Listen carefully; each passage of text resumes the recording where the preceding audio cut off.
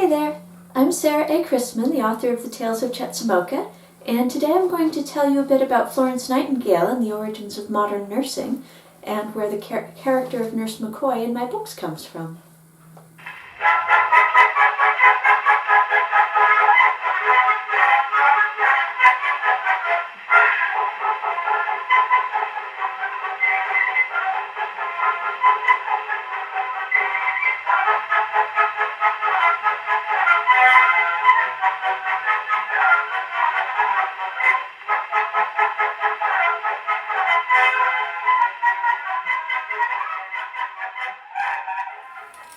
In the nursing world, Florence Nightingale was very much what we would now call a game changer. And before I go any farther in her story, I should point out that the history I'm going to be telling you today is the history of nursing in what used to be called the Christian world.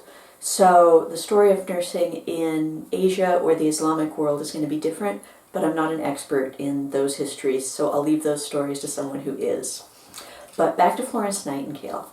Before she came along, there were two very different ideas of nurses. There were the religious sisters, so these are nuns. These are nurses who are treating the sick for charitable and religious reasons. Those were the nurses people trusted, the religious nurses. And then there were the paid nurses. Nobody trusted the paid nurses. And they did not have a good reputation.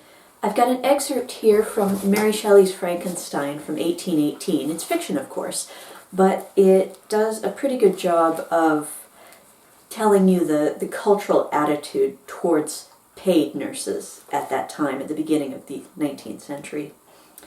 She was a hired nurse, the wife of one of the turnkeys, so this is the wife of a jailer, and her countenance expressed all those bad qualities which often characterize that class. The lines of her face were hard and rude, like that of persons accustomed to see without sympathizing in sights of misery. Her tone expressed her entire indifference. So, that is the idea of a paid nurse before Nightingale. Nightingale's work would redeem the profession of nursing and turn public opinion of paid nurses completely on its head. Born in 1820, Florence Nightingale was the daughter of a wealthy squire. Yet she felt called to nursing despite its bad reputation. As a young woman, she saw vulnerable people die because they didn't have proper care, and she made it her mission in life to elevate the nursing profession. Her goal was a well-timed one because the medical world in general was becoming increasingly professionalized throughout the 19th century. When Nightingale was getting started, there were no nursing colleges in England. In fact, later on, she would found the first one. But she got her nursing training from some of those religious sisters I mentioned earlier. Specifically, she trained under Protestant deaconesses in Germany and the Catholic Sisters of St. Vincent de Paul in Paris. When she went back to England after that, she took over the management of a London sanitarium for governesses, but it was her work in the Crimean War that made her really famous. In 1854, the Crimean War was not going well for England, and conditions in battlefield hospitals were atrocious. One journalist described them as miles of fetid and overcrowded corridors without proper beds and bedding, without proper food, medicine, or attendance, and above all, without the means of breathing fresh air.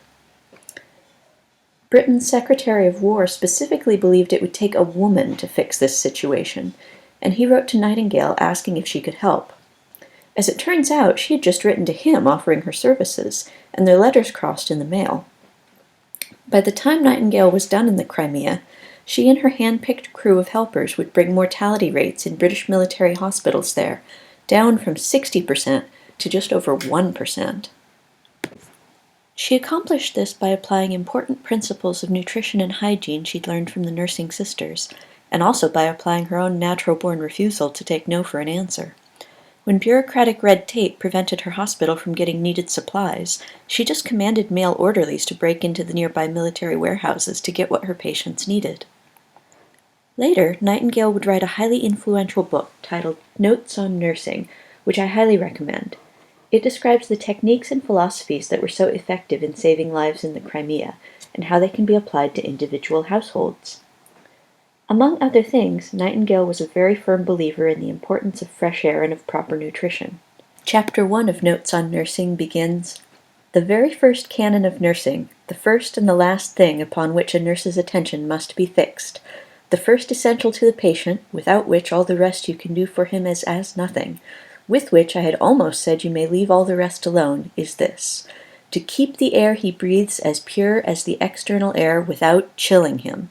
In later parts of the book, she goes on to describe the essential role proper nutrition plays in making people healthy and keeping them healthy.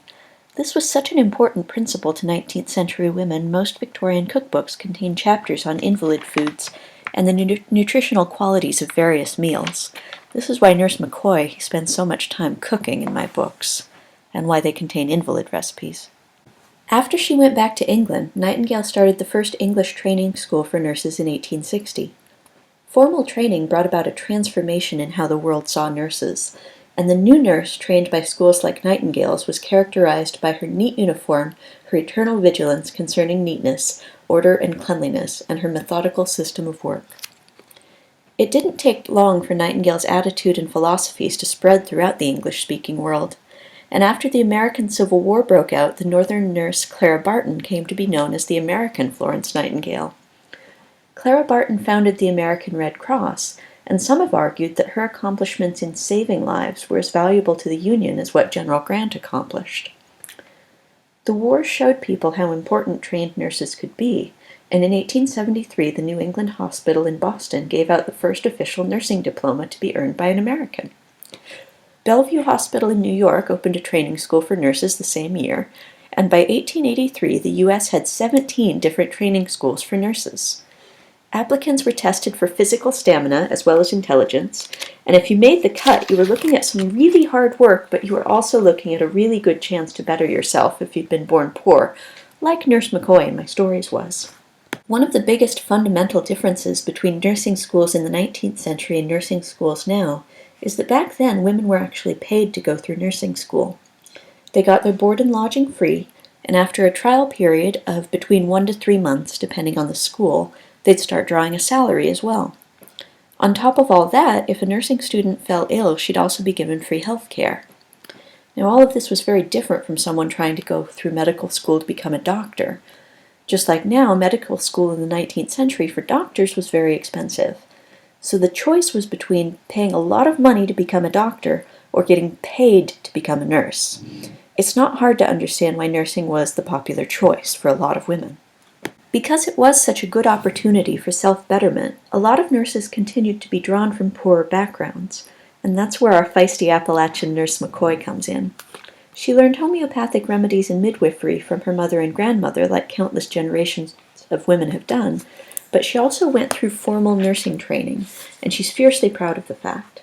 She's always up to date with her medical knowledge, and she's living at a time when good health is very closely linked to good nutrition, so the books where she appears prominently include Victorian recipes for invalid foods. Now, as for what Nurse McCoy herself would say about this long, drawn-out explanation, I'm sure she'd tell me to stop drawing and get supper on the table. After all, she's a nurse, not a historian.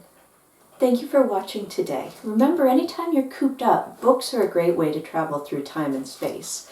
You can find mine on Amazon, and I hope you'll tell all your friends about them. Happy reading!